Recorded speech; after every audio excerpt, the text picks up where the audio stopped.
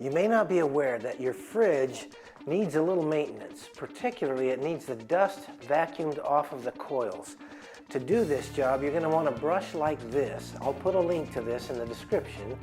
And you'll probably want a vacuum cleaner.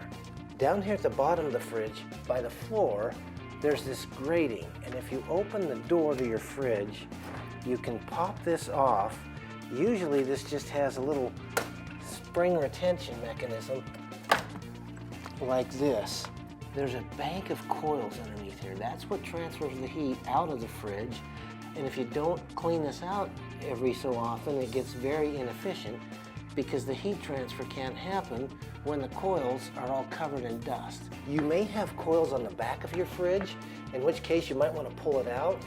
In this fridge, these screws here, if I turn these, they raise the fridge up and put pressure on the wheel and lift it up from the frames. If I turn these till the wheels are up, then I can easily roll it out from the back of the wall if I want to clean out back there too. Your fridge may be a little different because your coils could be on the back of the fridge instead of underneath, or possibly in both locations. If you take a brush like this and notice how the tip is smaller diameter because there's different spacing between those coils, so sometimes that little tip will fit in between the coils, and other times you can get the whole thing down the length of it. So I'm going to put it in there, and you can just see the dust coming off of that. Whew.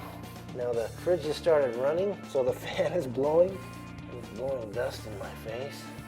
This is actually a good time to get the coils cleaned off though, because then you've got the help of the fan to blow that out as you're loosening it. So you can see there's a fair amount of dust on those.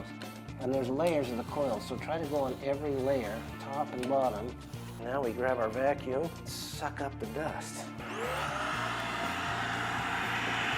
After I've got all the coils dusted off as good as I can, I'm going to put the grating back on.